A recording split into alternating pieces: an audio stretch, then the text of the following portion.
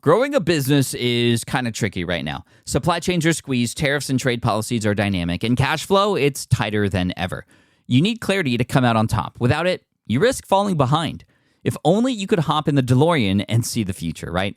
Thankfully, there's NetSuite by Oracle. NetSuite has real-time forecasting to help you move ahead with confidence. This is your AI-powered business management suite and the #1 cloud ERP. Trusted by over 42,000 businesses, NetSuite brings accounting, financial management, inventory, and HR all under one roof. It's your single source of truth, giving you the data and control you need to move quickly. And with AI built in, you can automate the busy work and focus on strategy. NetSuite helps you see what's stuck, what it's costing you, and how to pivot fast. If I were running a business with a lot of moving parts, I'd use NetSuite for full control over everything. Tame the chaos with NetSuite. If your revenues are at least in 7 figures, download the free ebook, Navigating Global Trade, 3 Insights for Leaders at netsuite.com/SPI. That's netsuite.com/SPI. Hey, I get it. You've worked really hard to build up your business, and it's doing great. So great that you need help now.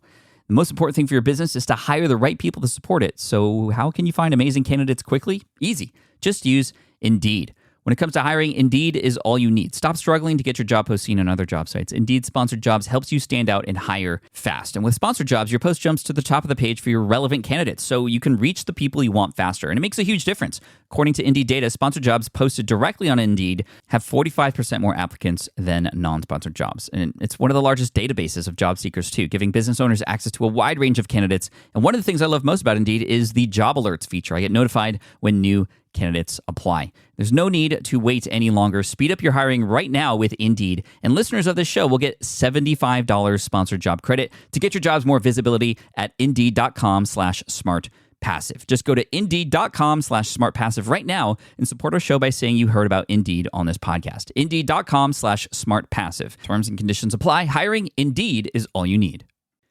You spent months building towards launch day, but when the clock hits 0, your site crashes. Bots swarm, and loyal fans rage on Reddit. That's not good. Fanfare was built to stop that. Fanfare is the drop platform made for high-pressure moments, stampede-proof infrastructure, verified waitlists, and bot filters that actually work. Instead of refunds and rage, you get retention and revenue. And that sounds great to me. Your next launch shouldn't be a gamble. Get Fanfare's 5-step hype drop playbook and learn how to bulletproof your drop at fanfare.io/playbook. Again, that's fanfare.io/playbook. This is the Smart Passive Income Podcast with Pat Flynn, session number 263. Ladder up. Welcome to the Smart Passive Income Podcast, where it's all about working hard now so you can sit back and reap the benefits later. And now your host. He's undecided whether or not becoming a meme is a good thing, Pat Flynn. While DIY website tools are everywhere, most fall short on design and performance. Hit publish. Framer ships your site worldwide in seconds. No code, no compromises. Framer is a powerful, user-friendly platform that delivers developer-level results without writing a single line of code. Make your designs move and convert with Framer. Framer brings your site to life with powerful animations, dynamic content handling, and a design-first approach that helps your site stand out. Framer is the design-first, no-code website builder that lets anyone ship a production-ready site in minutes. Browse hundreds of pixel-perfect templates or even design something of your own on a totally blank canvas. Add bold animations like appear effects, text effects, scroll and looping animations, and much more in seconds. And it's free to start. The built-in AI handles the heavy lifting of generating starter layouts and can even translate your entire site to any language. On the back end, you'll get responsive breakpoints, built-in hosting, a flexible CMS, and privacy-friendly analytics. Ready to build a site that looks hand-coded without hiring a developer? Launch your site for free at Framer.com and use code SPI to get your first month of pro on the house. That's Framer.com, promo code SPI. Framer.com, promo code SPI. Rules and restrictions may apply. Running a business means legal questions are inevitable. Is this contract or agreement solid? What can I do if a client won't pay me? Am I set up properly for taxes? Well, rather than trying to navigate all of this on your own or searching endlessly online, imagine having a law firm on your side without the high hourly rates. That's exactly what Legal Shield's small business plans offer. With Legal Shield, entrepreneurs get access to real legal support, contract reviews, collection letters, guidance on business formation, and even help handling IRS audits. Members can book consultations, upload documents through the app, and work with a provider law firm that understands small business laws in your state. You also get proactive help on tax and trademark questions so you can stay ahead of legal risks. And if a client delays payment, Legal Shield can send professional collection letters to help you recover what you're owed, all for a fraction of what traditional attorneys charge. Go to LegalShield.com/SPI or call 833-570-9980 to learn more and get big business legal support without a big business budget. That's LegalShield.com/SPI. What up, everybody? Pat Flynn here. Thank you so much for joining me in this episode of the Smart Passive Income Podcast. I appreciate you so much for being here. We got a great episode today with none other than Clay Collins, the CEO and co-founder of Lead Pages, a company that I advise. That's awesome, and I highly recommend you check them out. But before that, let's listen in because what Clay is bringing to us today, actually, by the way, he's been on the show before. Episode 78. I always refer to that. I memorize that one because it is one of the top downloaded podcasts ever. It's also one that I get the most responses from ever because it was just very clear that Clay was just delivering so much value and helping us build our email list rapidly. Well, this one is about how to build a 7-figure business by building a 7K per month business. And what he means by that is basically he's going to go over the story of how Lead Pages started. And it didn't start out that way. It started by him being a blogger. And it's just a really interesting story, his origin story, and which later became his hero story here. Now he's built this amazing company and he's doing very well. And he gives us really good advice along the way. So we're going to take it step by step, laddering up. Here's Clay Collins from Lead Pages. Let's do this. What's up, guys? I'm so happy to welcome back the person who's provided us the #1 most downloaded episode in the history of the SPI podcast, and that is Clay Collins, CEO and co-founder of Lead Pages. Clay, welcome back to the show. Thank you for coming back. Pat, I am stoked to be here. I'm on a personal mission to beat the record download download number that we set for the last podcast episode we did together. So today, lots to get into, but we're giving people a full-on course. I'm giving people not only a roadmap to building something really phenomenal with their business, but we're going to be giving away mind maps, transcripts, worksheets, outlines. Those courses on Udemy that they sell for $200. I want people to get at least $200 worth of value from this and to get something that would be at least as rich as something they'd pay a couple $100s for. Yeah, the first time you were on in episode 78, you had said similar things about building people's email lists. And since then, and that was years ago, I continually get messages from people saying just how helpful that particular episode was. And now we're kind of stepping it up. Even more. It's not just email we're talking about right now. We're talking about just building businesses because you've obviously done very well with Lead Pages, and I was there right at the beginning, even before it started, and just to see how far it's gone, it's really inspirational. I think you are so successful with what Lead Pages is now. This is going to be a nice sort of rewind to talk a little bit about the history and how it kind of all got started, but also be, like you said, a nice blueprint or a roadmap for people to shoot for, because what we're going to be talking about here, and a lot of you probably already know a little bit because of the headline, we're talking about creating something huge by not going necessarily that huge to start, but taking these steps along the way. So why don't we, I think people already know who you are, and, we can obviously have an idea of how well Lead Pages is doing right now, and it's continually just blowing my mind with all the great things you guys are coming out with and what you're doing. But I'll let you take the reins, and I'll interject, and I'll ask questions and put myself in the shoes of the audience as we're going. But I'll let you start and kind of walk us through this process. Fantastic. So the title of this podcast, or of this mini course that I want your readers to receive and listeners to receive, is called Laddering Up: How to Build a 7-Figure Business by Building a 7K per Month Business First. So the first thing we're going to do is talk about laddering up and the whole notion of laddering it up and what that means for your business. And the second thing is we're going to talk about how you specifically can start a 7-figure business by starting out with something really small, something really manageable that you can start implementing in the next couple weeks. And, I know there's a bunch of sort of internet marketing guru courses. There's a bunch of scams out there. And as a background here, all of this is free. I literally have nothing to sell other than like a $37 per month landing page product. And I'm not even going to be pitching that here. So everything here is free. I don't have some course on the back end. There's not some webinar upsell. And the second thing is that I've done it. So Lead Pages started out as a blog back in the day. And, we turned it into a business that last year did 25 million in revenue. We've raised 38 million in venture capital. Crazy. And so I'm not just sort of speaking here as someone who's only done this with webinars or information products or stuff. Like everything I'm going to be talking about here, we've actually done multiple times now. So please know that as the background. So the main concept behind all of this is the idea of laddering up.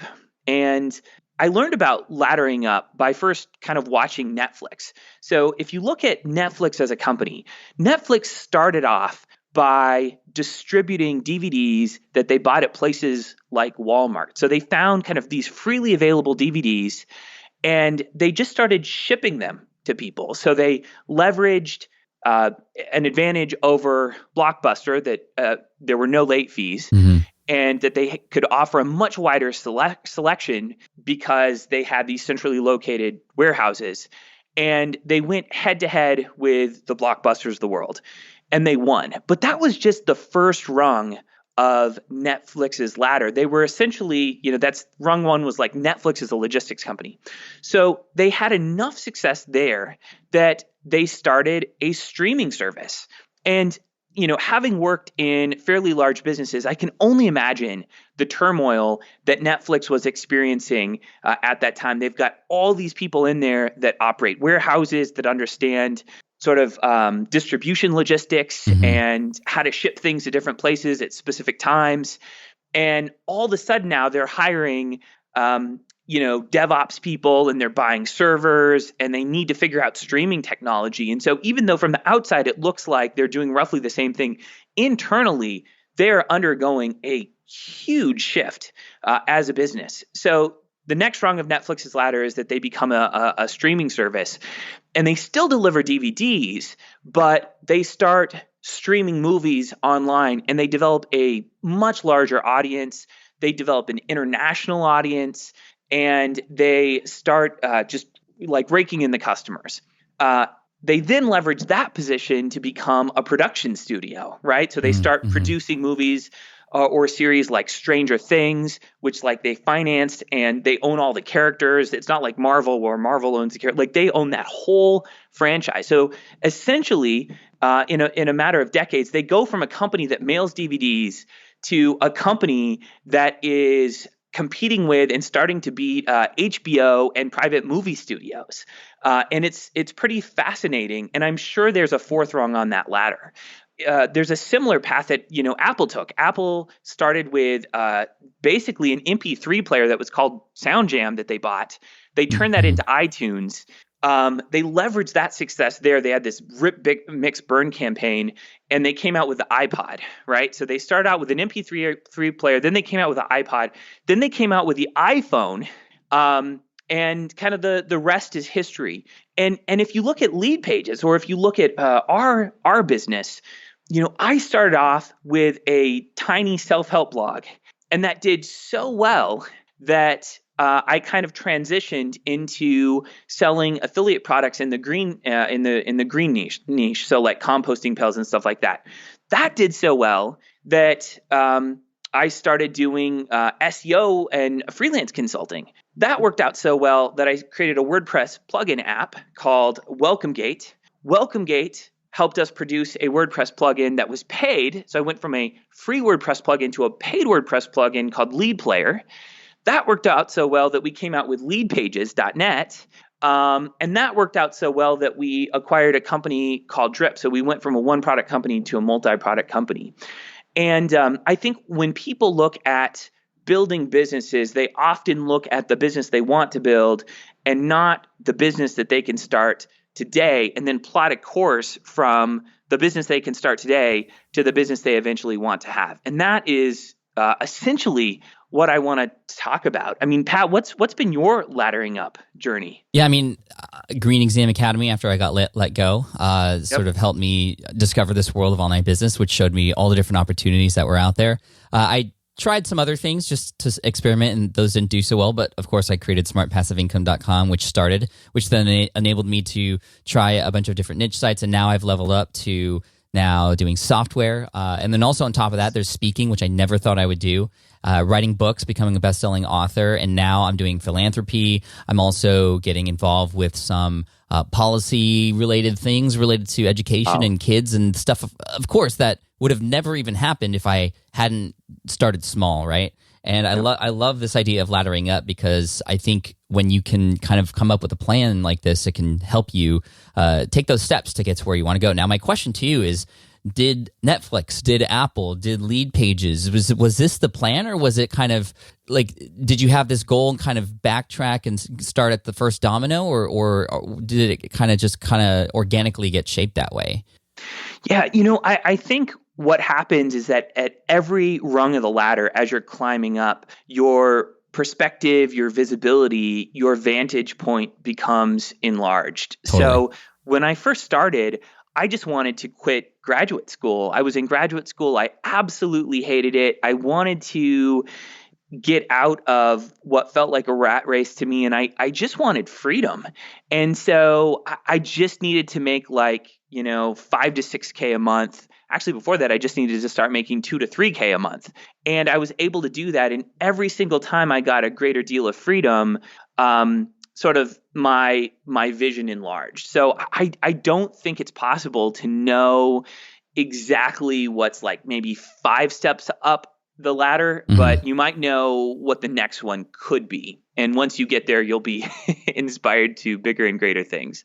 Right. No, I love that. And I think that provides a lot of inspiration for people listening, because a lot of them are starting at the bottom, or they're on maybe ladder rung number 1 or 2, and who knows how far they can go. But I'd love to know, how do we progress up this ladder? What are some of the signs to look out for? Like, what's the next step, or actually where do they even start?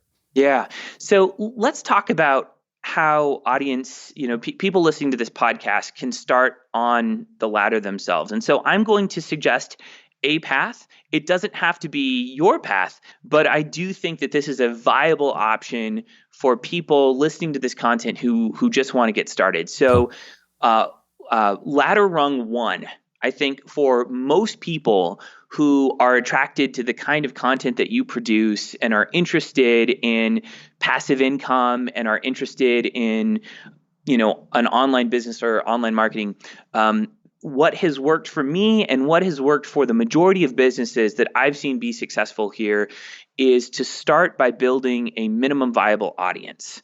So I've heard a lot of people talk about, creating a minimum viable product. And a lot of folks start with product creation. And in my view, that's absolutely not the right way to go. You should start by learning how to build an audience and then letting your interaction with that audience dictate the product you should create. So there's 3 rungs of the ladder that I'm going to outline for folks. Ladder rung 1 is create a minimum viable audience. Ladder rung 2 is start selling your first product and get to 6 figures. And ladder rung 3 is about optimizing and building a real business to get to 7 figures. But let's start with ladder rung 1. The purpose here and what I would encourage folks to do is take 3 to 6 months and get an audience of around 2,000 email subscribers. You can use something like drip.co or something like ConvertKit, something like MailChimp, which is free. But I'd say your first goal is to build a minimum viable audience. Now, most people before doing this waste time on a whole bunch of things, but I really truly believe that building an audience is hands down the best marketing and best business education you can possibly get. Every single time you publish a blog post, you're essentially launching a new idea into your market and learning which ideas, which concepts take hold and which don't. You might find that sometimes you'll publish a blog post and you'll get a lot of comments, but you won't get a lot of shares. Other times you might get a ton of shares, but you won't get a lot of comments. Other times that blog post might get a lot of click-throughs to a lot of to another site, or it might sell a lot of an affiliate product or an affiliate offering, but you don't have shares or comments. And it's important to start identifying how your audience responds to concepts, ideas, calls to action, etc. And the truth is this: if you can't get 2,000 people to follow your blog, the odds of you getting folks to buy your product are slim to none, because you just won't have the marketing chops to make that happen. Nice. Okay, now even rewinding before that, like, how do we choose an audience that's right? Because MVP, minimum viable audience, 2,000 is the minimum. How do we determine, is this based on our passions? Is this based on market research? Like, how would you recommend somebody even get started on choosing an audience to target? Yeah, so I would say, and my experience has been, having worked with thousands of businesses now at this point, you should absolutely go with your passion. There's 6 billion people in the world now. Now there's 7 billion people. There are billions of people online. If you're passionate about something, there are other people who will be passionate about that too. And I wouldn't get heavily involved with market research, because at the end of the day, you're going to be building you want to build an audience of passionate followers, and they're not going to be passionate about what you have to say unless you're passionate about it. So that's thing number one. But thing number two is that eventually you're going to need to sell them a product. And it is so important when it comes to selling a product that you have a product that you can legitimately, with the full force of your character and integrity, that you're selling a product that you believe in, that you love, and that you truly think is the very best thing that your audience can purchase for them. And the only way to do that is if it's connected to your passion. Otherwise, you just won't be able to sell like you need to. I have seen so many businesses that end up dying because the owners self-sabotage themselves because they're afraid to tell their family that they're selling this product. They're afraid to, show up and they'll be sitting around with a circle of friends, and energetically they're held back because they just can't stomach to tell their friends from graduate school or from high school that they're selling a tinnitus product when they've literally never had that issue. Or if they're selling an ebook on how to do affiliate marketing and they've never been successful as an affiliate marketer before, like, they're just not going to be able to bring the force of presence and passion to knock it out of the park. So I think I would go with passion first and foremost. What are your thoughts, Pat? No, I like that, but passion with sort of the criteria of, okay, let's start with the passion, see if you can get 2,000 people to follow you on that. If not, then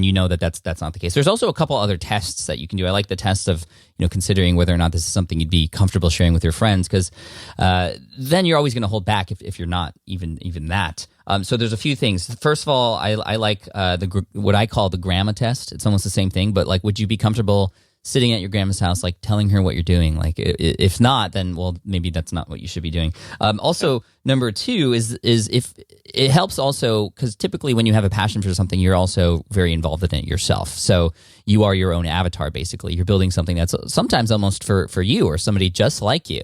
And so to consider whether or not you would actually purchase this thing or use this thing, it really it starts to make you think about the ethics of this and the morality and whatnot. So I think that's important too. And then the final thing, you might be kind of like, oh, 2,000, that's not very much. But some of you might remember Kevin Kelly's essay called 1,000 True Fans, which very much just knocks you over the head with, hey, you don't need a lot of people. You don't need a blockbuster hit or a world-changing product yet, or to start. What you need is to change somebody's world first. And just 1,000 people, for example, who just are absolutely in love with what you do, which isn't very many people when it comes down to it, can really help you support kind of this first leg of your journey. So yeah, I agree with you on all those things. So 2,000 for MVA, if you will, before any sort of product even comes into play, right?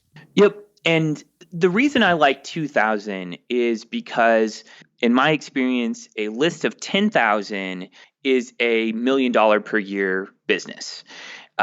When your list is smaller, in the 1,000 to 2,000 category, I've seen people typically make $2, in the space we're talking about, selling their own product to a passionate audience. I've seen people make about $2 per subscriber per month. So if you're getting to at this phase one with a minimum viable audience, you're setting yourself up to make about 4,000 per month, which is a decent start to liberating yourself, and it's a nice sort of runway and launching pad to the next thing. Right. Now, in terms of the email list, obviously there are going to be people in the audience who have more than 10,000 who aren't making $1 million. And so the question is, well, it's not just about the number of the people on the email list, but it's about the quality of the person on the email list, right? So just to kind of say, okay, it's not just about collecting email subscribers. It's really getting these people who have and follow the same passions as you and who you really want to connect with. So I would say really high engagement on each of those emails that you're sending out, right? Yeah, I think it's the quality of a few different things. So first, it is the quality of the lead. The second thing, though, is it's about the quality of the business model behind the business. So if you are an aspiring professional blogger and you have a list of 2,000 and you don't have a solid business model behind that, or a mature and sophisticated online business model behind it, like you might not even be making $100 a month. Mm-hmm. So we're just on ladder rung 1 right now. When we get to ladder rung 2, we'll start to talk about how to create a mature business model behind that. So no, I actually, for ladder rung 1, where the goal is only to get to 2,000 subscribers, you will not be making $2 per subscriber per month when you're at ladder rung 1. As we transition into the second rung of the ladder, you absolutely can get to a place where you're making that kind of revenue. On ladder rung number 1, in terms of the business model and kind of preparing yourself for that, you've gotten this audience, 2,000 people, the MVA. Yep. I think a lot of people go or approach their audience with, okay, I'm going to sell, an online course. And they, again, they're going, even though they have the audience, they're still starting with the product in terms of how to serve their audience. Yep. How would you best utilize this audience that you've built to determine what kind of product to then create or what kind of business model to have? Yeah, so I wouldn't start selling a product at this stage other than something like consulting. So, I would encourage folks to have one page on their website that offers an hour of your time, that doesn't overpromise, that doesn't have crazy guarantees, but where you're selling an hour of consultation with you, and sell it for something like $50 or $100. But I wouldn't focus too much on monetization at this phase, because it can start to get really distracting. And the truth is, it's not super hard if you are busting. It's not super hard to get to 2,000 subscribers. You can set a goal like 3 subscribers per day, mail friends, find people on Twitter, participate in forums, but it's not super hard to get to this phase. So I don't see people hanging out at this rung of the ladder for like a year. It's a short phase, but the purpose of this phase is to become absolutely obsessed with the ideas, with the concepts, with the phrasing and formatting and presentation of ideas to a specific audience in a way that gets them to comment and subscribe. And this is kind of like your rite of passage into this world. If you can't figure out messaging that gets shared, that gets people passionate enough to enter their email address, then you probably shouldn't go to the next level. So I wouldn't get too distracted here with product or monetization. Right. It almost serves as a form of validation, not just for building the audience, but for yourself. Like, can you actually stay engaged with this audience? Does it still excite you after however many months does it take to build, this audience? Like, I love that you use the word obsessed, because that's the mindset that you have to have to succeed. And I also very much appreciate the suggestion for consulting. I often suggest that people, when they're getting started out, also do freelancing, but it's the same thing. You're utilizing your time in the world or new space that you're obsessed with. And what that does is, even though you might not be getting paid very much, you are there in that world, putting yourself in it, learning about it, learning the ins and outs. And with consulting specifically, you'll be able to have those one-on-one conversations with people about specifically the problems that they're having. And you can actually utilize that time not just to, help you get started and generate an income and help somebody, obviously, which is important, but you're collecting feedback at the same time. I mean, it's almost like research for you at the same time. So I think that's a genius idea. Yeah. I mean, and that's exactly why you want to do consulting, is you want to find out people's fears, people's objections, what makes them tick. Generally speaking, the things you learn often won't be as exciting as you imagine them to be, because you're going to hear people's roadblocks, people's objections, the things people struggle with at night, the things that keep people up. And if you're in a space where there's real need, there's likely to be, suffering, pain, Right.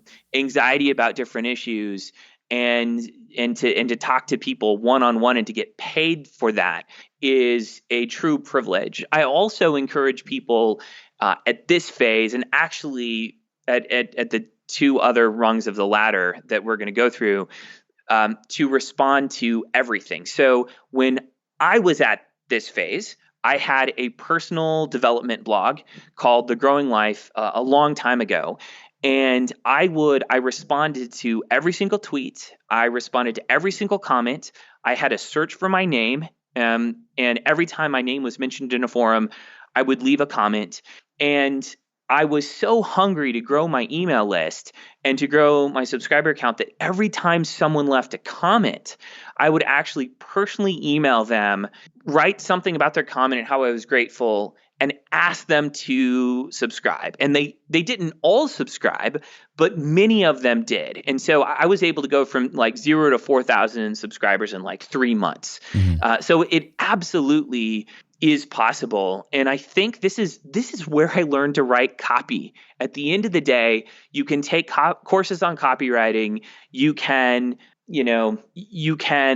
invest in all kinds of different training, but there is no replacement for seeing if people will actually subscribe to your stuff. And I found that most people overestimate how hard it is to get someone to subscribe to their list, but they underestimate how hard it is to get someone to buy their products. So most people think it's super easy to sell products, but harder to get people to subscribe to their list. And it's actually the opposite of that. It's harder to sell products and it's easier to get people to subscribe to your list. But certainly this is true. If you can't get 2,000 people to subscribe to your audience or to your list, you're absolutely not going to get 2,000 people to buy your product. It's just not going to happen. Yeah. Okay, awesome. So that's we're finishing up ladder rung number 1, I feel, right? Where are we transitioning now into ladder rung number 2? Where are people at the start of ladder rung number 2, and where do they go from there? Yeah, so at the start of ladder rung number 2, they have a minimum viable audience of 2,000 subscribers, and the goal is to, within 12 months of ladder rung number 2, to get to the place where you're making 6 figures in terms of your annual revenue. So it's not that you need to make 6 figures within 12 months of getting to 2,000 subscribers. It's that by 12 months after you've gotten to 12,000 subscribers, that the amount you make in that 12th month is at least 6 figures divided, or $100,000 divided by 12. So it's like 8,333 or something like that. So so you want to get to the point where you're making 8,000 and 9,000 within on that 12th month. 12th month after you have 2,000 subscribers. Exactly. Okay. Yeah. I think yeah, okay, good. And how do we do that? Okay. So the best thing that I've seen to get people to accomplish this, and before I sold software and did consulting and created scalable businesses, I help small businesses and online businesses with their marketing. And this what I'm about to present is how we accomplish this. And it's called the rule of 5 ones. And here's the rule of 5 ones. You should limit yourself to selling one product, whatever that flagship product is. You should limit yourself to one conversion mechanism. So that's either a sales page, launches, sales videos, webinars, telephone if you're doing one-on-one sales. But you get one product, you get one conversion mechanism, you get one traffic source. So that's either SEO, it's partnerships, it's pay-per-click, but focus on one and limit yourself to one. I mean, you might get others for free without trying, but limit yourself to one. It's going to take 1 year to find the right ones, right? So the right combination of product, conversion mechanism, and traffic source. And then it's going to take 1 more year after that to get to 1 million in revenue. So rung 2 is about sort of this rule of 5 ones: one product, one conversion mechanism, one traffic source. That's it. Don't get ADD. And there's a lot of reasons for this. This is where most people start breaking down. But if you start thinking about the combinatorics of messing with different configurations here, you can start to see how things get really complex really fast. So if you have 2 products, 2 sales, so let's say you have 2 products. You got an entry-level product and a high-level product. You have 2 sales mechanisms, a webinar, and let's say a sales page. And you have 3 traffic sources. Maybe you're doing joint venture partnerships, pay-per-click, and SEO. That's literally 12 different combinations. And it's super hard to do. And even if you can accomplish this, by being somewhat ADD, even if you can get to 6 figures by being somewhat ADD after this first year, I don't believe you're going to be able to get to 7 figures the next year unless you go super deep like I'm advocating. So being focused here isn't just about hitting your goal in this 12 months. It's about hitting your goal during the following 12 months and building something that you can scale. Yeah. I can feel the passion, and I can also hear it. I think you're banging on the table as you're speaking, because you're so that. no. I love it. It's like when you clap when you say things to emphasize it. It's almost like that. So I think it's resonating with people. I love this focus of the one thing, right? Which kind of reminds us all of the book that I always talk about, The One Thing by Gary Keller and Jay Papasan. I mean, this is the idea of sort of essentialism even in marketing. Just focusing on the one sort of funnel, the one path, and I really love that idea. To clarify, just really quick, in terms of how long this should take. So product, conversion, traffic source, 1 year. Like you had first mentioned 1 year to get to 7 figures. So in rung 2, the goal is to get to six figures. Okay. To get to a 6-figure annualized revenue by the 12th month. So let's say it takes you 3 months to get a minimum viable audience of 2,000 people. Mm-hmm. And then 12 months after that, so that's 15 months out. By that 15th month, you'll be making 8,000 to 9,000. That's the goal. It's really funny because that is the exact amount of time that it took my very first website, greenexamacademy.com, to begin monetizing after it was first started. When I first started using it as just simply a tool, and then I started to build an audience from there. And then about 15, 16 months later, that's when I began to monetize, and I had made about $8,000 at that point. So it does take that long. And even with Smart Passive Income, which was built not even to ever make a dime, it was just to kind of share everything at some point in the year and a half mark, with affiliate marketing and with the sort of authority that I had gained over time, just providing a ton of value. It took about that much time to get to a significant level where I was making about 6 figures from that particular property. So that's that. I would agree with that. I mean, in terms of timing, and for some of you that might be like, oh, well, that's a long time. It's like a year from now. Like, I need to make money now, but it's not that much at the start. You kind of work your way toward that. And then also it actually is a very short amount of time when, in the grand scheme of things, right? I think a lot of people in other industries would just die to get a chance to earn 6 figures within a year, right? Like, think of everybody investing in the stock market and all this stuff. And this, I feel, is a better route because you are in more control of this. So in terms of, okay, let's let's talk about these individual parts actually. So, Sure. so the product, like, how do we? You had mentioned that first, and is that because that's where it starts? Even before you determine sort of conversions, well, I guess that makes sense. Even before you determine conversions into that product, you have to know what that product's going to be. Am I right? Yeah. So by one product, I really mean one offer, right? So it's the whole packaging. It's not just what is the product. It's what is the product? How is it delivered? What's the guarantee behind One promise. it? One promise. Yes. What's the pricing plan behind it? So it's really that whole package. So another way to say it would be one offer. And it's really, I don't want to prescribe here exactly what it should be. For some folks, this will be a membership site. For other people, this will be software. For other folks, it'll be a physical product that's shipped to you. For other folks, it might be a 3-month coaching program.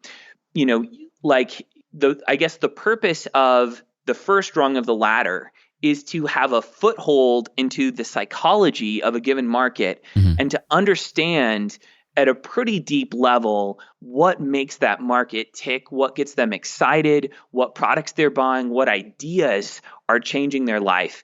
And at the second rung on the ladder, you're leveraging that knowledge to try and to monetize that audience while serving them. Let's talk about the mindset of selling. I think this is what holds a lot of people back. I know a lot of people who are in ladder rung 2 right now who the only part that's missing is they're not selling their product, the product that they probably know they should build, or maybe they've built it already, but they're just not selling it with confidence. How do you confidently sell something to this MVA that you've built? Yeah, great question. So what's interesting is, like, for me, my ladder rung number 2 for me was I wasn't selling with a sales page. I wasn't selling with launches. I was selling via webinars. And I started out just doing Q&A on my topic. So I would get on a webinar every single week, sometimes twice a week, and I would answer questions and I would offer my product as a solution to folks when I could. And that allowed me to hear objections, to understand exactly how folks were considering buying my product. But I would absolutely set up you've got 2,000 people at this point. So you probably have access to an audience that takes action on your calls to action. If you invite them to a webinar, they're going to show up, and you probably have access to affiliates at that point, maybe. But I would encourage folks just to do webinars. And the reason for that is because it's a short sales cycle. After the webinar, if there's 100 people on the webinar and only 2 people bought, you're not doing that great of a job. If you're getting a quarter of the folks to purchase, you're doing a great job. So what I would encourage folks to do is what I did: set up a weekly webinar, measure the conversion rate of that webinar, and try and ensure that conversion rate goes up over time. And you might want to, before you start even doing webinars, you might want to just use Calendly, use a tool like Calendly, and set up one-on-one sessions and start selling to folks one-on-one. But I think the mistake so many people make is to really sell from their heels and to try and sell by not selling. I think if you want to make sales, then you need to sell to folks. And there's no substitute for having another person on the other end of the phone, considering your product and being really upfront about selling it to them if that's what they want. So I would just do it. I would just try and make sales. I think it still scares a lot of people. Like, how would you speak to the people who are like, I'm not comfortable selling. Like, it's hard. I get nervous. I get scared. My advice would be to realize that, well, hopefully what it is that you're building is something that's going to help them. And you know about their pains and problems, and you almost are, this is almost your duty, right? Because this is you're coming from a place of serving, hopefully, and you've built this thing, or you are building this thing. If you want to, for example, do a beta launch, which I would recommend if, for example, the product that you're creating is a membership site or a course of some kind, That way you can just kind of have a validation iteration in there. But either way, I mean, what got me over the hump of, I'm too scared to sell, or I think I'm selling out, or, I'm afraid of what people will say. It's like, if you come from a place of serving and you really truly believe in this thing that you're building, well, then there's not going to be an issue. Yeah, I completely agree with that. I think it really has to do with what your mindset is. So if you are building an audience simply and purely to sell to them, to quote unquote monetize your audience, then I think you're going to feel icky about it, because that is kind of icky. If you're creating a blog because you're passionate about a group of people and you're really trying to serve them and you're delivering enormous value, then your customers will likely feel like purchasing your product is a small way to repay you for what you're delivering to them for free on a daily basis. So like if we take Lead Pages, for example, we have now about 8 free courses. Each of those courses has 8+ videos. They have transcripts. We have 2 full-time people whose entire job it is to create free courses for our market. And we don't charge for them. Like, we're not trying to get anything out of it other than rapport with our market and an introduction to our tools. But everything we do is about providing economic empowerment to individuals and small and medium-sized businesses, and selling a product is just one component of that overall mission. So it's just not weird, And I think a good analogy to this is maybe dating, right? If you meet someone at a bar and I don't want to be crass here, but if you meet someone at a bar, you're going to feel icky if every interaction you have with them is to try and get them to sleep with you that night. But if you meet someone, you actually find that you like them, you enjoy them as a friend, and you care about them deeply, then at some point, asking them out isn't that gross of a thing. It's just kind of where the relationship is naturally leading. And I would encourage you to just provide such tremendous value to your market that it's just not a weird, awkward thing to charge them. Yeah, I mean, I love that you mentioned this sort of natural thing that just happens as a result of the value you've provided. I think it was my buddy Chris Ducker, who obviously, who said that the sales process. Well, the sales process is everything that happens in terms of building the relationship and serving and building value, and then the actual pitch just becomes the natural conclusion to that whole process. It just becomes part of the flow. It shouldn't ever feel icky if you do all those other things right.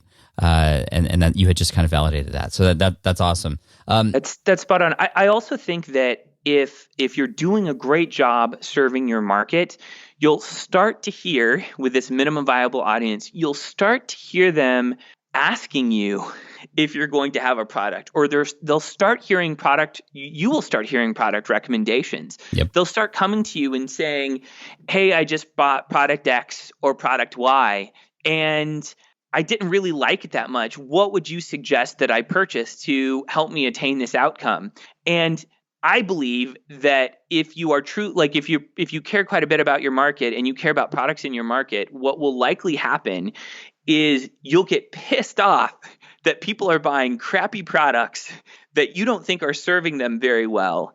And it almost will be like a response to the buying behavior of that market to provide an alternative that really saves them from crappy solutions in their space. So I hope that's how you feel about it. I hope it's not like you're a wolf and buyers are sheep and you're somehow, isolating them one by one and picking them off and killing them. That isn't what it should feel like. It should feel like they're going in a direction that isn't serving them. They're buying other products in the market they're in, and a better way, and you're actually doing them a favor.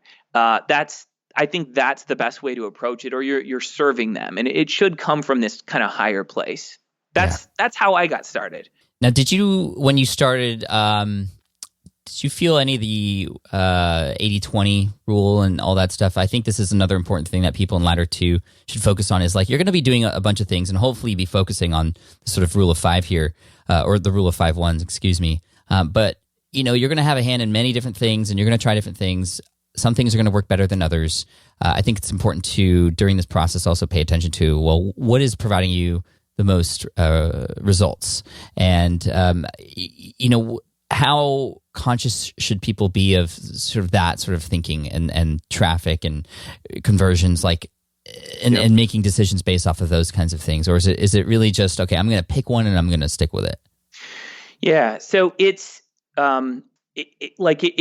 focus is so important here. And so in addition to the rule of, there's 2 5s here. There's the rule of 5 ones, which we've talked about, and we can write out for folks. So it's if you go to the session notes for this podcast, I'll make sure Pat has all of these so you can get the reference material. Cool. Thank you.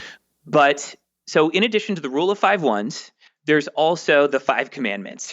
And here are the 5 commandments that go with ladder rung 2. All right. The first commandment is thou shalt only have one business. So if you're going to have a second business, you need to shut down the first. All right. Thou shalt only have one business at this stage. Maybe as you get more advanced down the road, you can have multiple businesses. But at this stage, thou shalt only have one business. 2, thou shalt only have one offer. Commandment number 3, thou shalt not spend more than 1 day per month creating products after your launch, right? Before that, you'll spend more time. But after you've launched it, you can't spend more than 1 day per month on product creation because you need to focus on selling your product, right, not on continually making it better, thinking that if you refine module 3 of your product for the 20th time, that will be the one thing that gets people to buy. Right. Similar to blogging, right? Like people are blogging every single day and they're not even giving their a chance to have their blog posts as they come out be shared and really get in there and be spread around. It's for most people who blog, it's just about creation and not the actual, getting people to see their stuff. Yep, exactly. Rule number 4, thou shalt not spend more than 1 day per month on content marketing unless content marketing is your one traffic source. And 5, thou shalt find beauty in depth rather than breadth. Can you expand on that one? Yeah, I have found that when folks are new to something, they tend to get pulled in a million different directions and engage in a lot of very ADD-like behavior. And it's really detrimental. And what I encourage folks to do at this phase is to find beauty in going deep on a few things that interest you rather than going wide. So you might think that you have a traffic problem.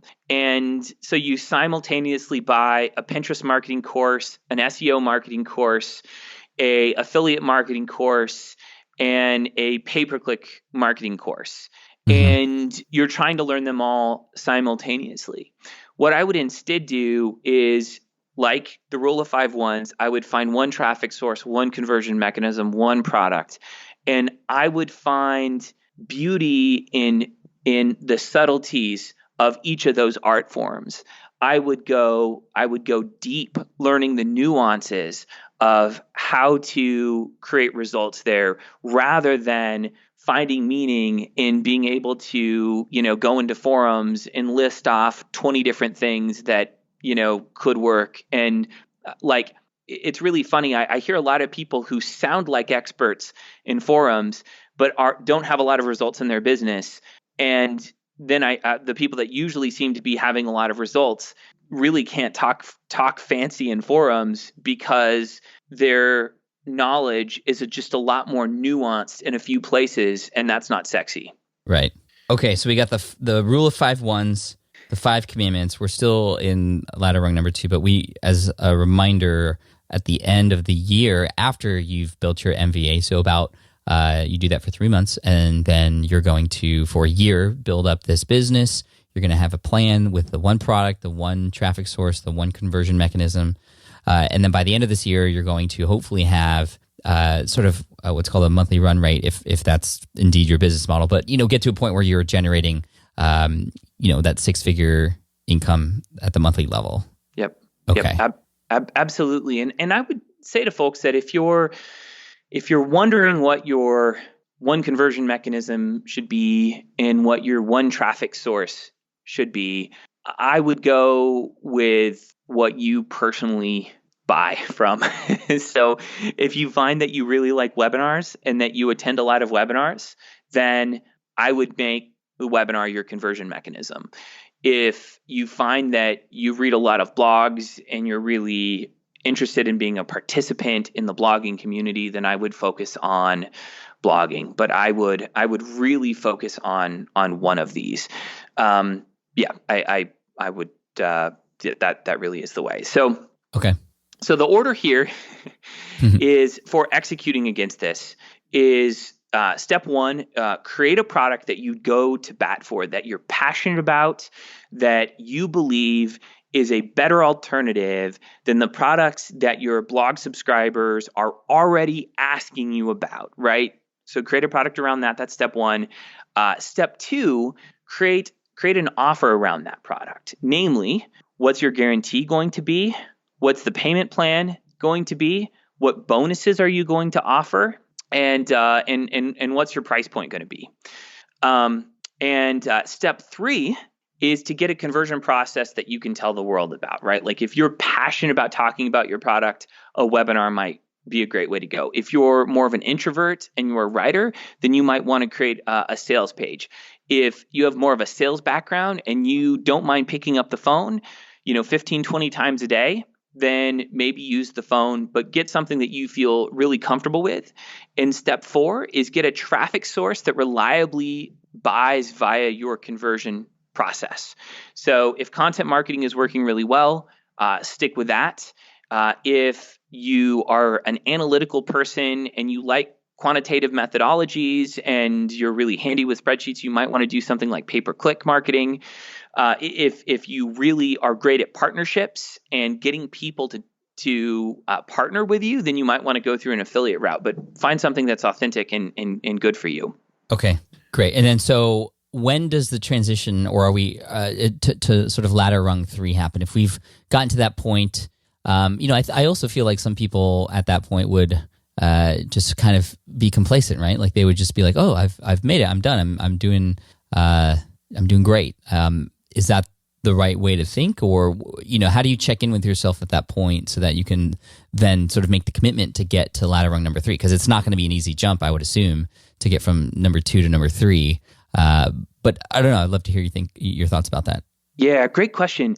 I really think it has to do with what motivates you. So I got into marketing because I was very away motivated. I wanted freedom from graduate school. I wanted to opt out of the system. I have ADD, probably. I'm dyslexic, probably. And I just didn't like the structures that were in place, and I wanted to escape. So at first, I was it was about what I was getting away from rather than what I was going towards. But what I found, like for me personally, is that the more I got into the craft that is online marketing and the craft that is business, the more competent I felt, the better I knew the players in the space, the more confidence I had about a different way. And I realized that probably about 18 months into this, that I was no longer driven away from the things that I had left, but my motivation was now about economic empowerment and gaining competency and traction in a new way of operating in the world. And I kind of discovered along the way that what is lifestyle design for me is not traveling around the world, running a business from a laptop as I, traverse the globe in a balloon. that instead, my version of lifestyle design was hiring the best engineers I could to tackle huge problems, that it was a privilege. and an honor, and all that I could ask for, to spend 16 hours a day unencumbered working on the largest projects that I could imagine at the time. So lifestyle design for me was having the resources to hire amazing people and to invest in solving large problems. And that's what shifted for me. But it isn't going to be that way for everyone. If you find that you're on ladder rung 2 and you're not inspired to go to the next rung of the ladder, then that's fine. I would just continue to invest in what's working, because if you don't, there's going to be like 4 kids sleeping on futons in Silicon Valley eating ramen that are working 16 hours a day for like almost no pay, that are going to like eventually eat your lunch. So so make sure that you continue to at least invest a maintenance amount of work into your business. The maintenance part is important. I feel like I was on ladder rung number 2 for quite a bit, and just quite happy with where I was. I mean, there was no reason to not be happy. But certain things have changed over the past couple of years where I really wanted to step it up for bigger reasons. And I've talked about these already earlier in the show, related to philanthropy and education and whatnot. I mean, this is why I'm going big now, because it's going to be this rung that leads me to the next one. And that, you can't predict those things. I mean, you kind of reassess where you want to go and your motivations, like you said, as you climb up this ladder. So with every step, what's cool is you have the freedom to do what you want when you want. It's really a matter of, being aware of yourself and your motivations along the way. It's where you kind of are on autopilot all the time, where it starts to get potentially dangerous, because then you might end up in a place that you don't want to be. Yep. Yeah, I think that's absolutely true. I think that most things in life are either getting bigger or they're getting smaller. I don't think there is such a thing as stasis. So if you get to ladder rung 2 and you find that you don't have visibility on the next rung of the ladder, then it could be that you've established a nice little nest egg for yourself, that you have a nice way of operating. And I would try and figure out what the next thing is going to be in your life. This might buy you 3 to 5 years of exploration time, and that might be what you need to find what's next. But if you don't want to make it bigger, it's probably going to get smaller. Now, what made you want to go bigger? I mean, you kind of mentioned it already, but I'd love to hear kind of a little bit more deeper about kind of why you wanted to go really big with lead pages, and when you started with Lead Player. I remember that's when you and I first connected. Actually, we were in this little Google group, and you had talked about this new software that you came out with, which I thought was kind of cool. It was like a player that plays YouTube videos on your website, but also collects people's email addresses. And I was like, I want to try that, and I tried it. It was awesome. And then we had that lunch. Or no, it was a dinner in Vegas you invited me to, and that's kind of when you revealed Lead Pages to me, and that was a big moment, obviously, and it just has kept getting bigger and bigger and bigger. And I'm curious, like, what's the motivation? What's and then also, like, what's the next rung for you from here? Because you're obviously on ladder 3 right now. Is there a rung number 4? Yeah, so I mean, there's still plenty of exploration around rung 3. We've got some stuff here, but I think there's always, if you are on the path that is your life purpose, there's always the next rung of the ladder. For me, it was a combination of a few different things. First and foremost, I had found a set of ideas and tools and methodologies that allowed me to opt out of a system that would have like ground me down to nothing. And so the economic empowerment that came from a set of entrepreneurial principles and a way of viewing the world freed me up in a way that, like, it's just made such a huge impact on my life. So that was the first thing. The second thing was the team I was working with. I loved working with my team. I had, and I still do. We have some of the best technologists, some of the best thinkers, some of the best writers and creative people I had ever met. So a lot of the inertia came from, hey, if we're able to win at the state level, what does it mean to win at the national level? Well, what about the Super Bowl? Can we win there? And I think every single success allowed us to set bigger sights. And it was really just about doing bigger things with the same team. So that was the second thing. And I think the third piece was just the sheer day in and day out joy that the logistics and the sort of the tactical in the trench elements of running the business provided me with. I loved getting up in the morning and doing the things that I was doing, even if the mission wasn't there, which I love the mission, and even if the team wasn't there, I loved the work that I was doing. And so I think it was that combination for me that allowed us to, or that allowed me to kind of to think bigger. Cool. I think everyone wants to expand. I think so too. That's awesome, Clay. Thank you for sharing that. It's really awesome to hear you delve into that a little bit. Now, I'd love for you to speak on. Okay, we're at the ladder 2, ready to go to, or excuse me, rung 2, ready to go to rung 3. What are the steps to make that happen? I mean, this is going to be obviously much different than from 1 to 2. Yeah. So the third rung is all about doubling down on the things that have worked. So what I call the key to success for success at rung 3 is really, I call it the rule of 3 2s. So we had the rule of 5 1s. Now we've got the rule of 3 2s.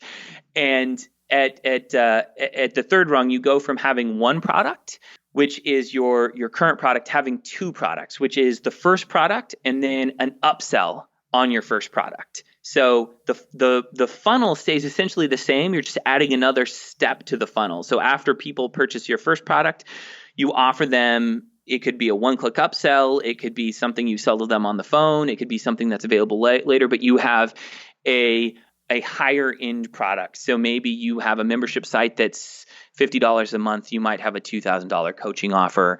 Maybe you're selling folks like compost pails. You might want to offer them some sort of, comprehensive, green gardening package or bundle they can get. If you're selling, done for you eating plans, you might want to offer fitness plans as well. Whatever that upsell is, Mm-hmm. it should be more expensive, and it should be something that folks can only get to after buying your first product. How much more expensive? Generally speaking, it should be from 5 to 10x more expensive than the first, than the first product. So you've got 2 products now. You should allow for 2 traffic sources. So let's say you spent a year really mastering content marketing, right? When you get to rung 3, you might want to expand that into partnerships or a JV program at that point. So from 1 to 2 products, from 1 to 2 traffic sources, and from 1 to 2 conversion mechanisms. Let's say you're selling most of your products via a sales page. You would want to expand that to include maybe webinars, or you might want to expand that to having an inbound sales process where you have 1 or 2 salespeople that take calls from your community and close those deals over the phone.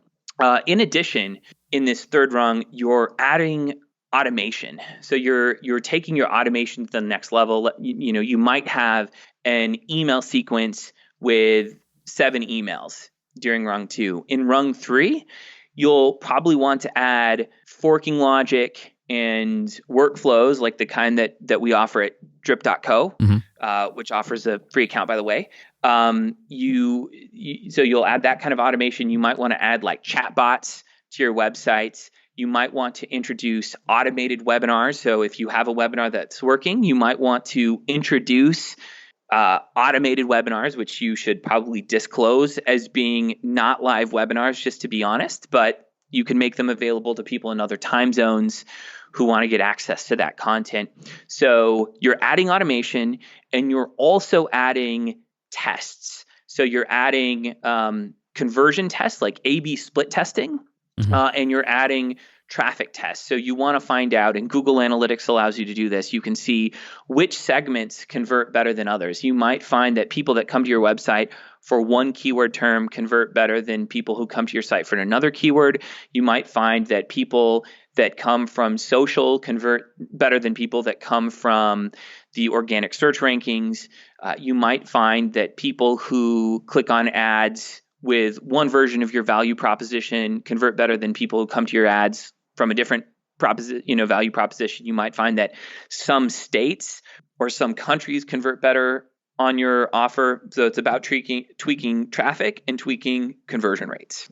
So at this point, we could probably descend into marketing nerdery, but I think this is the basic outline. And then what's the goal? I mean, I guess the goal is to get to seven figures this year. So minimum viable audience, you should invest the time. That takes as long as it takes. I would aim for 3 to 6 months. So that's rung one. Rung two is getting to 6 figures. Realistically, you should be able to do that within a year of getting your minimum viable audience. And rung three takes an additional year, and that's to get to 7 figures. And this is the path that I personally followed, and this is the path that I've seen so many others follow. Like Pat, you mentioned it took you 15 months to get your first website, or to get your business here. This is sort of a pattern I've seen over and over again. It does take an incredible amount of passion and persistence and frankly obsession, right? Like This isn't something that's going to happen if you are open to working 45 minutes in between watching episodes of Lost on evenings. This is kind of this is the all-in path, right? This is you're working late into the night, you're working weekends, and you are working on problems that you can't stop talking about because you care about them so damn much, right? Like this is the path for someone who almost is obnoxious when they're at parties because they don't want to, people don't want to hear them talk about Bitcoin again, or talk about the spiritual path they're on, or talk about a new approach to growing food, right? Or health. This is the path for people who are obsessed. But honestly, it's hard to know if you're going to be obsessed until you've had some initial success, because often it is being unlocked and being unchained by a new path that sort of lights the way to the next stage. So I wouldn't count yourself out after hearing what I just said. Right. Is there in terms of business models at this point, would you just continue scaling the model that you have, or is there room to potentially change to a different one? Like I can imagine, kind of like yourself, starting with info products and then really seeing a software need. I know a lot of other people who have done this as well. Laura Roeder from Edgar and a few others. It just seems to be, software seems to be, I don't want to say easy. I definitely don't want to say easy. I have a little bit of a foot in the door in the software world, and it's definitely not easy at all. There's a lot of things that go along with it, but it seems to be a natural, I guess you could say, progression. Once you find an audience, obviously, and you're providing value to them and you're offering them products, you're consulting with them, you're going to find some things that are going to be done repetitively that a piece of software could potentially help solve. And I feel like that's, potentially a business model that I would say be easier to reach 7 figures, obviously putting in a ton of work into it, but than others. Is that true, or is that kind of a misstatement? Yeah, so I'd say the way I think about this is as a movement from low cost of product creation to high cost of product creation. So generally speaking, when it costs very little to create a product, you'll have a lot of competitors, but that's where the relationship with your audience comes in. So when you're just getting started, you've got 2,000, passionate followers, hopefully. Mm-hmm. And the differentiator there is your unique approach to solving their problem, your unique personal brand, how you've historically taken care of your audience. That is what really differentiates your product and your offering in a crowded space. As you get bigger and you have more resources, you're going to enter spaces where the cost of product creation is much higher. So it costs a lot more to produce software than it takes to produce like a membership website, right? It costs a lot more to produce a custom-made physical product than it costs to create, than it costs to sell an affiliate product, or it costs to, sell an ebook or consulting. Mm-hmm. So generally speaking, the more it costs to produce a product, the greater moat you have around your business, right? Like for someone to replicate lead pages is super hard to do at this point, or to replicate drip.co, super hard to do. There's already entrants in the market. There's a huge talent war for software developers, but that's also true of physical products. That's also true of like consumer electronics. That's also true of things that have a huge logistics component. So I would say as you get more resources and as you have a better understanding of your market, you can afford to spend more on product R&D. And for some people, that's going to be software. For other people, it's going to be, physical products, electronics, whatever it is, it's going to be harder to do. But once you can get there, there's a lot more money to be made because there's just a lot fewer participants. Right.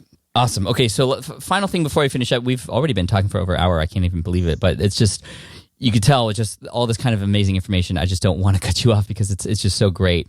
I imagine a lot of people are really getting a lot of value out of this. So thank you, Clay. I really appreciate it. The last thing I want to talk about are, some of the big mistakes that people make while trying to climb this ladder. What makes them slip off, and how would you recommend they get that tight grip on that rung so they keep climbing high?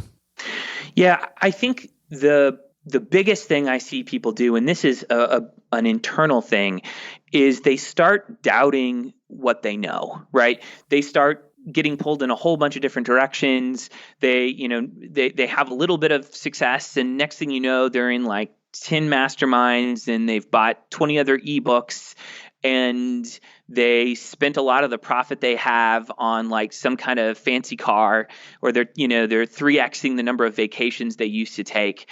And they end up falling off the ladder. So it's really doubting yourself in ADD are the biggest distractions that I've seen. I think that generally speaking, at rung 2 of this ladder, you should be maintaining the same lifestyle at rung 3 that you had at rung 2, and you should be working just as hard at rung 3 and at rung 2 as you were at rung 1. So it's really letting off the gas pedal, getting distracted, not having confidence. That's really what I see. I wish I could say more, but like it's it really comes back to the fundamentals. Like try and meditate every day if you can. Yeah, no, true. Do you practice meditation?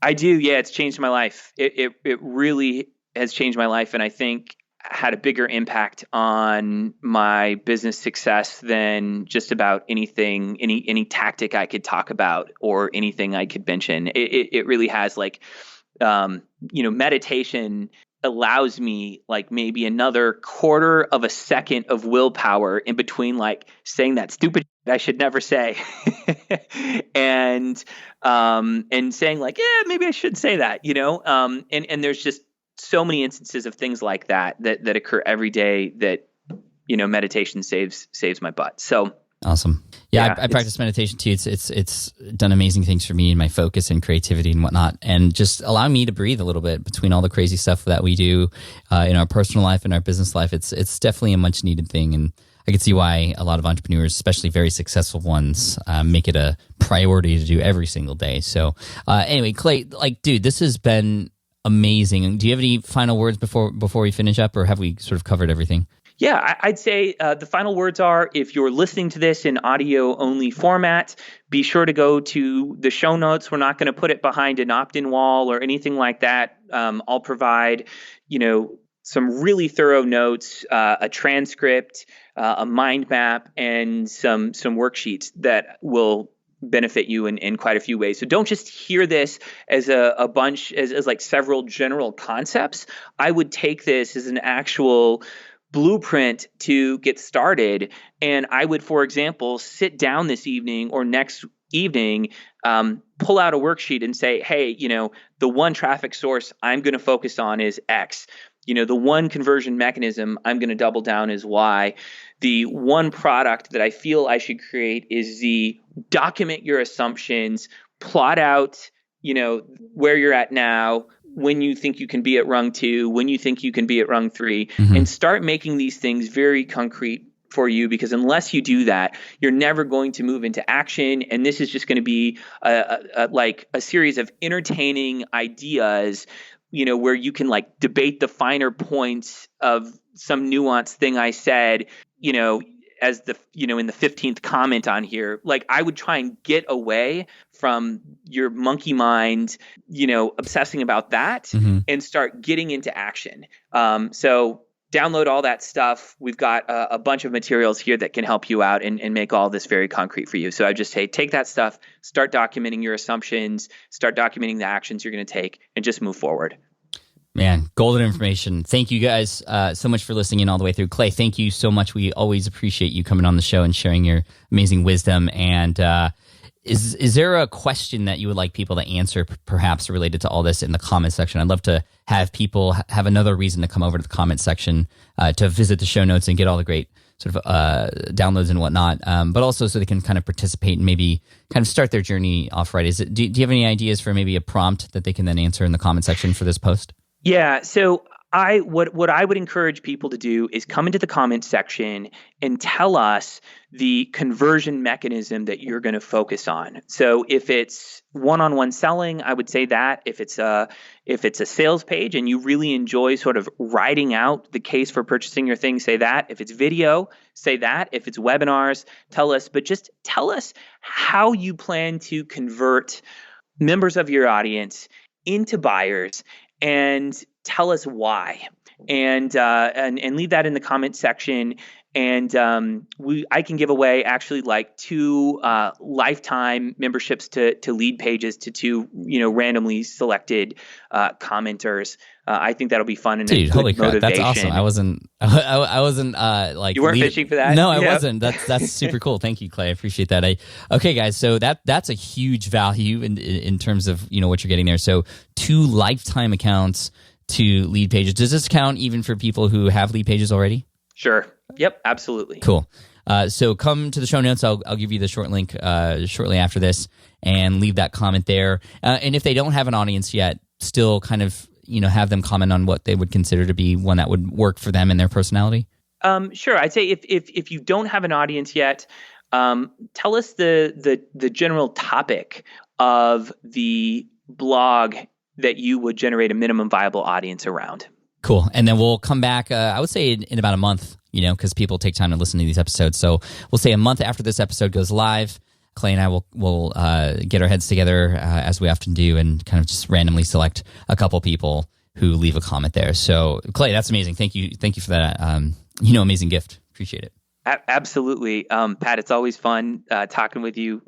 Thanks for the opportunity, and props to everyone who's listening to this podcast, looking to make their life better, looking to make the world a better place, not only for themselves, but also for their families and their communities. There's no better way to do it than entrepreneurship. Hear, hear. All right. Take care, Clay.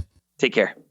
All right, guys. I hope you enjoyed that amazing interview and basically lesson and tutorial and workshop with Clay Collins. Again, you can find him at leadpages.net. Obviously, if you want to check out Lead Pages through my affiliate link, head on over to smartpassiveincome.com/leadpages. But before you do that, actually, I would head over to the show notes, smartpassiveincome.com/session263, and leave your comment there, because you can win a lifetime membership and subscription to Lead Pages, which is a huge value. I mean, absolutely, in 2 of them. And the way you do that is you go to the comment section and you leave your number 1 conversion mechanism. So how are you going to convert your audience into buyers?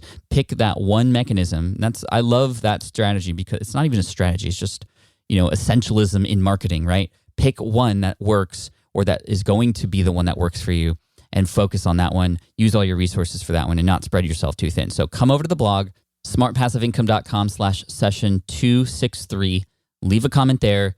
And at some point in the future, like I said, we will come in and we will randomly select 2 commenters to win those lifetime subscriptions to Lead Pages. And just come on and let us know what you think as well. So thank you so much, Clay, for all of that. Thank you for all of you who listened all the way through. I appreciate you so much. And finally, if you haven't been to the blog for a while, come on over, smartpassiveincome.com, or if you want to get even more podcasts from me right now, head on over to askpat.com or look up my other show, Ask Pat, because that's where I answer voicemail questions from you. Literally, voicemail questions from you 5 days a week. And there's, we're approaching 1,000 episodes. I'll be giving away some really cool things later in the year when we hit 1,000. So make sure you subscribe to that show as well. And we also do Ask Pat live on Fridays on my Facebook page at 1:30 p.m. Pacific every Friday or most Fridays as long as I'm there. We do giveaways there too. So check it out, facebook.com/smartpassiveincome. That's Fridays, 1:30 p.m. Pacific. I'll get your as many questions, answers as I can, and we'll do some giveaways. It'll be a lot of fun. Thanks, guys. Take care, and I will see you in the next episode. Peace. Thanks for listening to the Smart Passive Income Podcast at www.smartpassiveincome.com.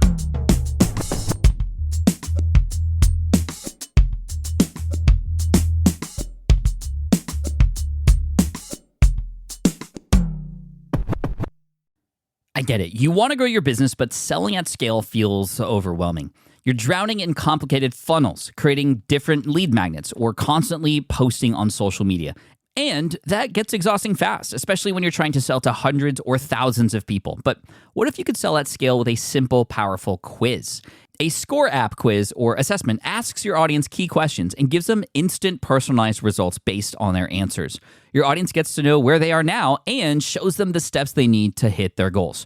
You can set up a quiz in minutes using Score app's templates and have a powerful lead magnet that'll do the selling for you. The best part is your audience actually wants to take this quiz, and you build huge amounts of trust before you even make a single offer. No hard sales, no chasing leads, just value at scale. Get 50% off the first 3 months using the discount code SPI. Just head to scoreapp.com/SPI. Again, that's scoreapp.com/SPI. Hey, fellow podcaster, does this sound like something you've experienced? Record your podcast episode on one platform, download the files, edit in another app, then fire up a different tool just to create these social clips. Well, it can be clunky, time-consuming, and frankly overwhelming, especially for creators trying to grow. And that's why I'm excited to tell you about Riverside. Riverside is the all-in-one platform. Record, edit, and repurpose your podcast content all in one place. You just log in, record with your guests no matter where you are in the world, and just like that, studio-quality audio and high-resolution video. We use Riverside here at SPI as well now. With built-in AI, I can automatically clean up my audio, saving myself so much editing time, and it can even auto-generate clips to make promoting the show a breeze. And with Magic Clips, I can grab the best moments and repurpose them as short-form video, perfect for YouTube Shorts, TikTok, or Instagram, without re-recording a thing. So if you're tired of juggling tools and want a faster, simpler way to create and scale your content, it's time to try Riverside, built by creators for creators. Just go to smartpassiveincome.com/Riverside and use code SMART to get 1 month free on the Pro plan. That's smartpassiveincome.com/Riverside, promo code SMART.